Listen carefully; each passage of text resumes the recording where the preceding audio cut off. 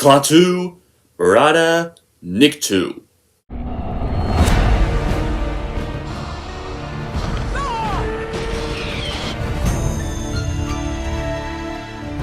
Those were up, and they did. We're smart, and my...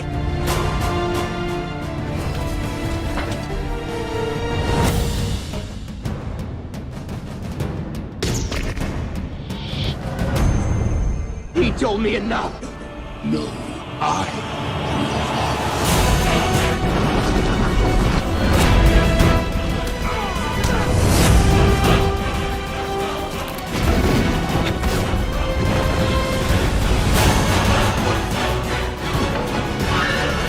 Here's Chuck.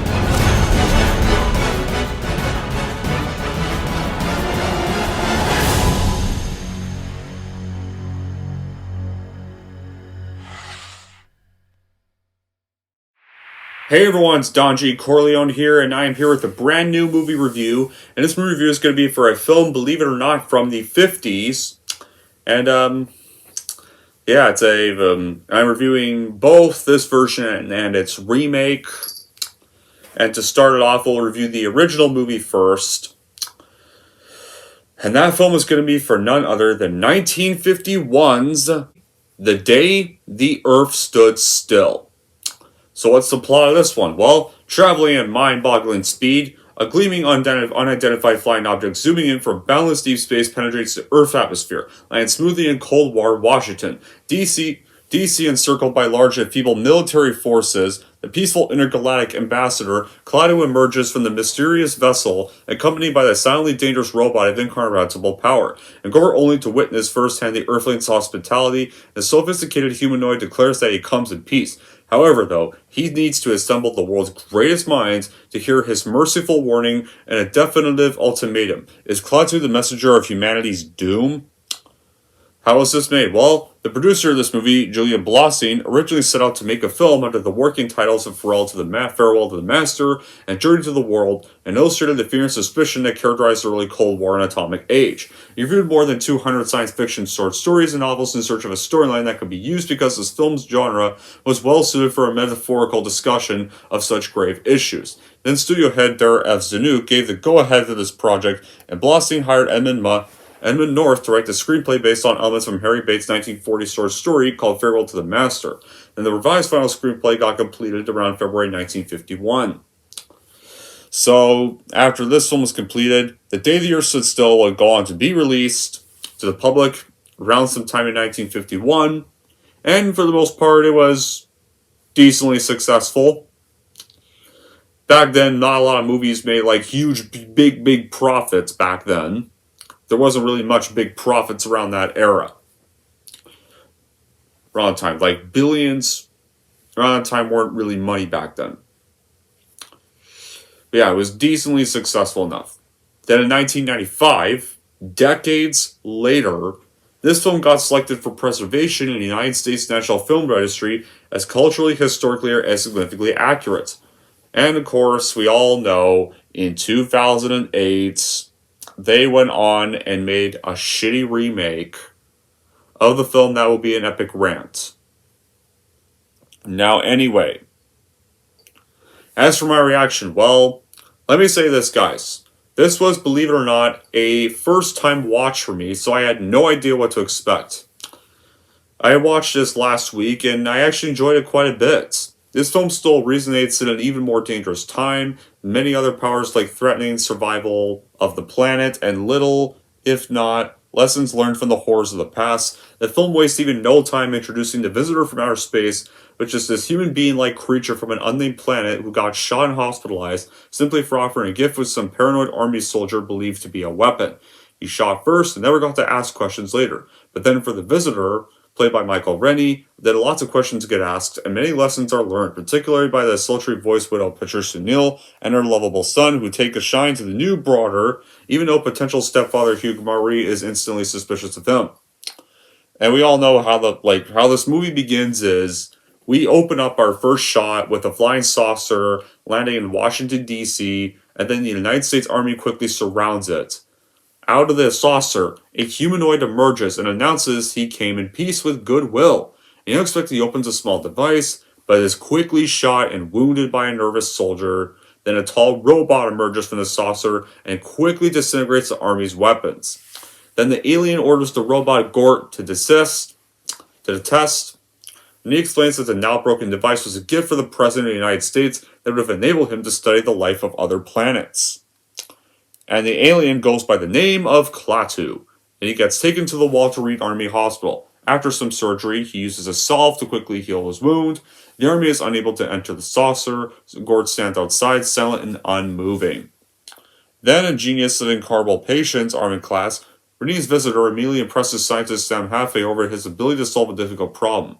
And Haffey had been considered working on his efforts to use the nuclear power for the good, and Haffey considered the wisest man on Earth to look on Rennie as his awe, seemingly immediately knowing what Rennie's mission is, and even determining to get the message spread for the good in all of the universe.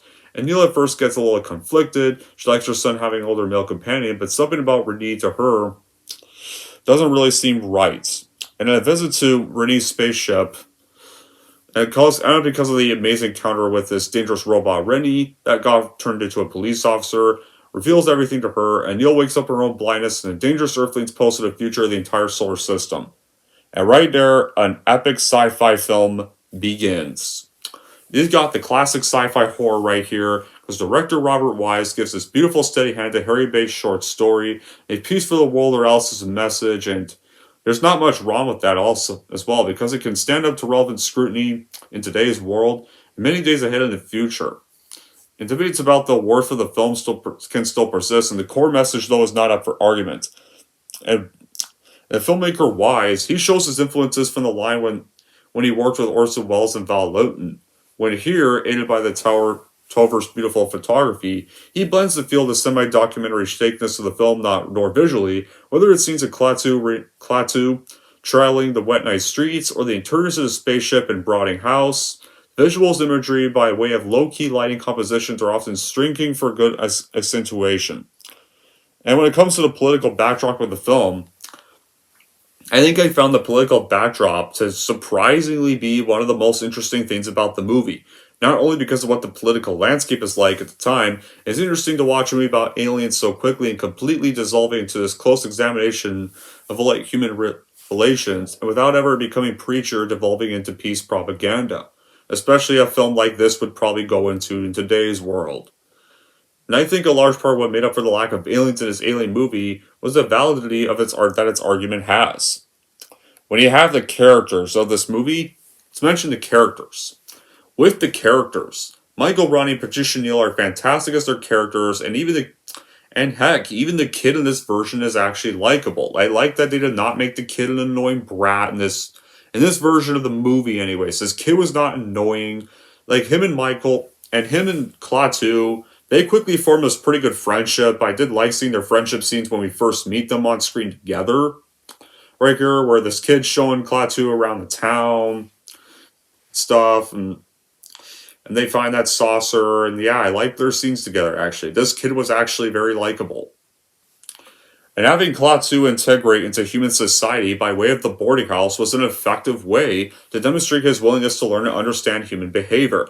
And it's not surprising that his closest ally would definitely become the kid himself, whose name is Bobby Benson. He's still contaminated by the shortcomings of being an adult. The relationship really allows Bobby to call him a screwball without disapproval. Here, and yeah, their scenes are actually really well done together. If we get scenes of Bobby taking him around the tour to the city, a visit to his father's grave, and I will admit, this scene gets done in the remake, except in this version, this scene with the father's grave is done better. It's not done all sappy like the remake here. It's done minorly, and it never gets touched up again, and it's not a dumb plot of the film that just drags the movie down. And Klaatu learns that most of the dead are soldiers killed in wars. Then they visit the Lincoln Memorial, and Klaatu asks Bobby, who's this great living person? And Bobby suggests the person is named Professor Barnhart. And so they visit the guy's home, but he's out.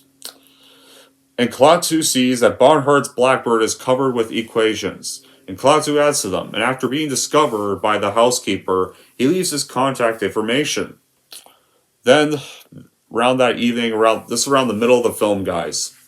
Around the middle of the film, after we kind of learned and got to be introduced more to Klaatu, see more of his character development, and meet Bobby, like see more of Klaatu, Bobby's friendship around and stuff throughout that part of the film. We cut to the evening when this government agent escorts Klaatu to Barnhart, and Klaatu tells Barnhart that the people of other planets are concerned about Earth's possible aggression now that humanity got developed rockets and rudimentary atomic power. Then of course he states the message could be ignored, and if the message got ignored, Earth would be eliminated. So Barnhart agrees with Klaatu to gather scientists from around the world to saucer, and suggests that Klaatu peacefully demonstrate the power he represents beforehand.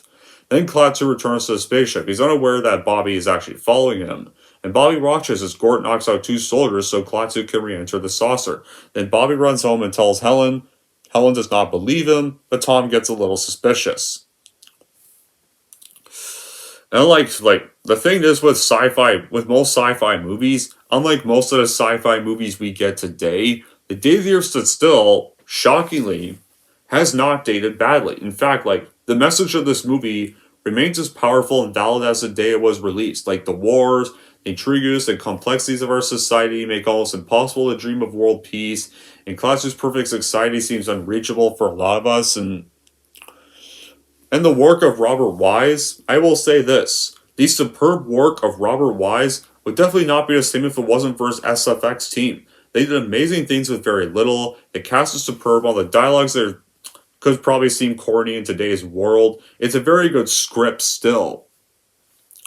And sure, it may have a share of plot holes, but the movie carries the message well, and the overall product is near perfect. And the thing is, unlike the 2008 remake, which basically is interested in being just a boring, overly launched schlockfest, that's also going to get a rant where you still have the kid in the remake, but the kid is now this unlikable video game playing douchebag brat who's played by Will Smith's son.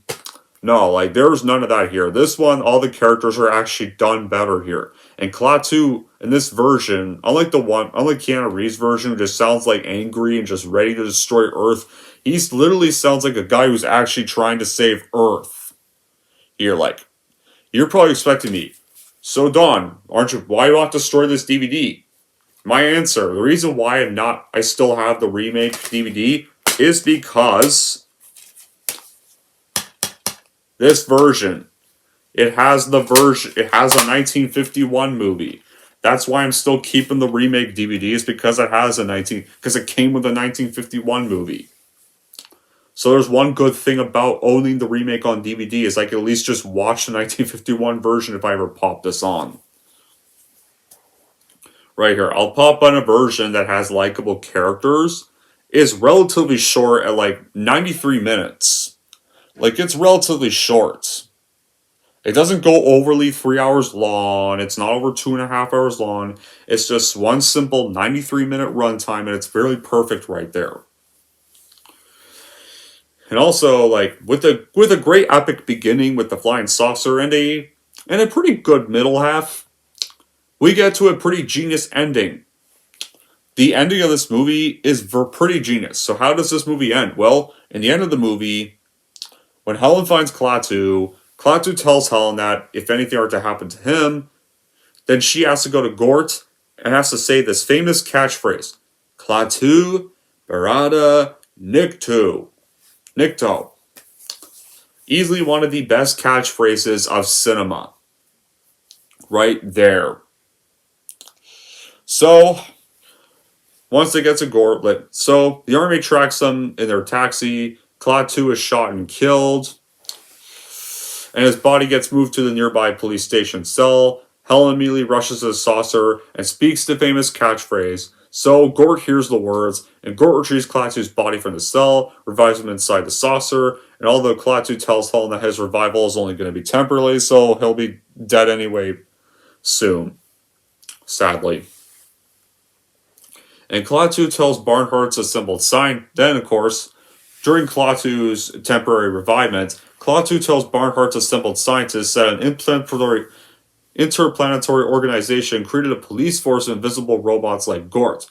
Then in the matters of aggression, you technically also give them absolute, how the quote goes, in a matter of aggression, We have given him absolute power over us. Klaatu then concludes, your choice is simple.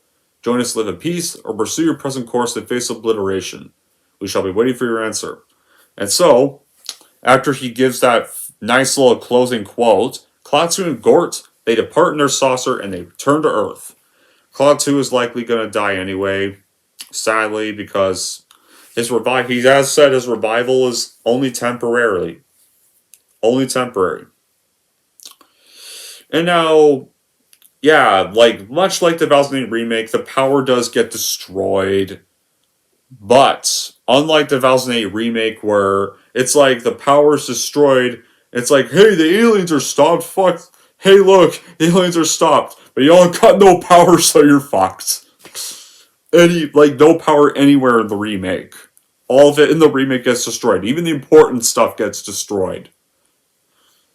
But at least the bugs are gone. Yeah, just because the bugs are gone does not make it a good ending. It's still a shitty ending, the remake, because the power is gone. Here, yeah, the power does get destroyed, but the ones who need it most, they still get to have that power for their needs. But the shitty remake was like, the vision was more important to stop. Not the people having their power and the Earth being saved. All of Earth's gonna be fucked in the remake. Here, they'll still have some way to do it. Yeah, here they'll still have some power. Because at least the poor people will still have it. So maybe that in the remake, this version, the power can still be saved. Now, with that being said, would I have any bad qualities with the film? Well, let's say some people, the dialogue could be corny, but this is the 50s, guys, when the 50s were a corny time. So it's kind of normal. And there are some plot holes, but they don't ruin the movie for me. Because other than those minor nitpicks, The Day the Earth Stood Still is a 1950s masterpiece. So in the end, this version is worth buying and watching for those that love the retro 50s sci-fis and want the remake to get the horrible taste of the remake out of their mouths. Anyways, guys, that's it for my view of the 1951 version of The Day the Earth Stood Still. And if we're going to rank the 1951 version of The Day the Earth Stood Still, here's how I'm going to rate this movie. So overall, if you are a 50s sci-fi fan and want to see one almost nobody seems to remember, then totally watch and buy this movie for your collection, no doubt. If you're wondering how I'm going to rank the 1951 version of Day the Earth Stood Still, I'm going to give the 1951 version of Day the Earth Stood Still a full-blown 10 out of 10.